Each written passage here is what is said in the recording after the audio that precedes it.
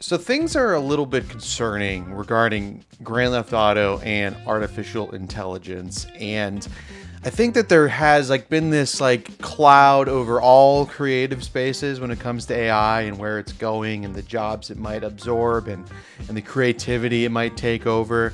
But this interview with a former GTA developer that just came out really makes me a little bit more concerned, and it's really interesting to think where things are going, albeit scary. So I want to share this interview really quick. Ex-Rockstar dev explains why GTA 7 will be cheaper to make than GTA 6. I'll give you a guess as to why. Also, just excuse all the ads on this. I don't have an ad blocker, and this site is an absolute mess. But Xerto did an interview with Obbe Vermeij. I think that's how you say his name. I don't know. Former technical director at Rockstar, who recently spoke with a YouTuber for an interview, Kiwi Talks, and he predicts how GTA 7 will be made with AI. He says it'll be cheaper than GTA 6. We'll find out in 15 years. And he just explains kind of the thought process of how AI can make things simpler. You do a cutscene, all the characters in the cutscene could be rendered by an AI, including the conversation. If you describe the scene, that could be your first pass at a cutscene. He says you'll have tons of artists doing higher level creative stuff, and there will be glitches to fix, but the bulk of the work is probably going to be replaced. For programmers like Vermeij, he says AI replacement has already been happening over the years. When he started, programmers were a third of a typical team, and now maybe it's 10 to 15%, and with AI, even more work will be automated. And he says this quote at the bottom: if you can make games cheaper, you can have more niche settings, and I think that would be much more interesting for gamers. I don't think AI will be doing the creative part. You're still going to have artists setting the style and the look, and you're still going to have writers writing the story. I don't think AI can do that. Okay, so he's kind of saying, AI is going to make things a lot easier, but it's not going to take over all the creativity.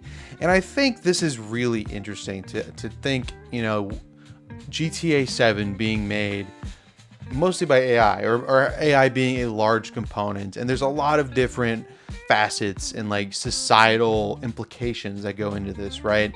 First of all, I think, up until this point, AI has evolved, but I think there's been a general public resistance towards AI created assets and, a real support of artists and hiring real artists to do this work and not to replace them with artificial intelligence. I think, movies or video games or music that has been revealed to have artificial intelligence in its production has largely received negative backlash, and in some cases really tanked the whole commercial outlook of that property. But the more we get into artificial intelligence, the more AI becomes involved in the production process. I'm afraid that society's just gonna have to get with the program, and I think that that's gonna be the case with GTA 7, because this property, this IP is so big. GTA 5, the best-selling IP in any medium of all time. If a Grand Theft Auto game comes out, and let's say GTA 7, I don't even want to do the math, say it comes out in 2038 or some really dystopian year where I'm way older than I am right now. Let's say that there's been still resistance towards AI, but GTA 7, it's gonna be as big, if not bigger, than the hype around GTA 6. And I think a lot of people, if they have to come to terms with do I accept AI and play GTA 7, or do I skip GTA 7 and resist artificial intelligence? I have a bad feeling that they're going to want to play GTA 7. Now, this article, Obbe Vermeij implies that there will still be a lot of creative aspects to the game development, but it worries me because AI is getting better all the time. You see videos of streamers, you see movies, you see writing, even dialogue that AI is creating, and early on it was easy to spot it, and as time goes on it slowly becomes a little bit tougher, and you can still tell, but we're very early in the process. And if like it's a slippery slope, right? If Rockstar is willing to hire or to use AI to replace certain jobs in game development, what's going to stop them from writing? Or maybe you have a writer fill out the script, but AI does the outline, something of that nature. Like there's a lot of different ways this can evolve, and I think it's easy to say early on, like we're going to maintain creativity, but as time passes, society gets a little bit more used to AI being used in art. I'm really afraid that it's going to become much more societally accepted than it is currently. And it really just brings up a lot of questions. I mean, first of all, it makes sense because GTA 6 cost over $1 billion to make. And if Rockstar or any game developer can save a lot of money and make something that on the surface appears to be at the same quality, they're going to do that. It's just inevitable. This is capitalism. Like if they can save money to make something, they can save money to make the same product or a close enough product, they're going to do that. That's just the way it is. And I think when the IP is strong enough, it's kind of like get on board or like move on with your life. And unfortunately, I think that's the case with GTA. Like I do think like they will have to maintain some kind of human creativity to maintain the collective interest, but as time goes on, I do feel like society is going to become more acceptive of AI, and it's really a bummer, but it makes sense because they want to save the money.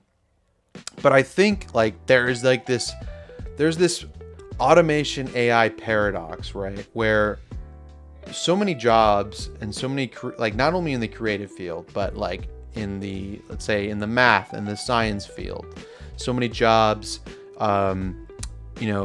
manual labor replaced by robots. I don't want to go too deep down this rabbit hole, but there is this idea that capitalism is going to accidentally create socialism, because to save money by creating replacements for all of these jobs, the people that have those jobs are they're no longer going to have the money to buy the products that we're saving the cost on. For example, if GTA 7 is $200, but we get to a point where, people are unable to afford anything because unemployment skyrocketed after AI and robots have taken over all the jobs, GTA 7 might be a luxury that very few can afford. And that's kind of dystopian and depressing, but like the further we go down this road, like we're very early in the early stages, the further we go down this road, the scarier it kind of gets.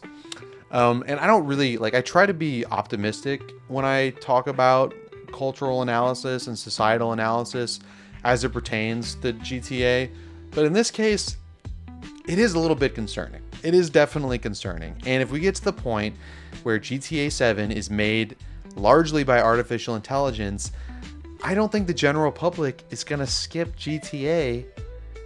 I don't think they're going to skip a GTA game to make a statement. And maybe a lot of people will. There will be resistance, but like as time goes on, that's going to wane.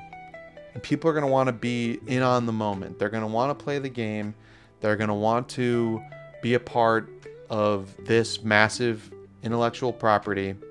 And unfortunately, I just don't know where things are going to go. Like maybe we'll get to the point where like managing AI makes our lives easier and we still get paid to do that. But like under the current capitalist structure, and I know I sound all the time like I'm criticizing capitalism, but seriously, in this case, like old school capitalism sounds a lot better than where we might be going with all of this automation.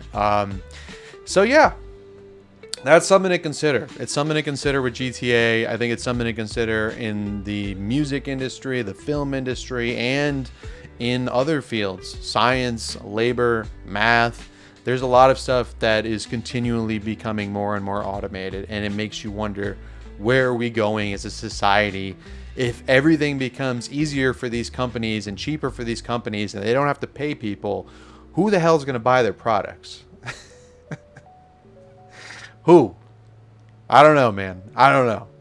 But yeah, hopefully we're a while off from that place and time. We will see. But Yeah, sorry if that was a bummer, but you know, I'll make sure to make the next video much more optimistic. Anyways, appreciate you guys for tuning in. Mike, GTA Analysis. I'll catch you guys next time. Take it easy.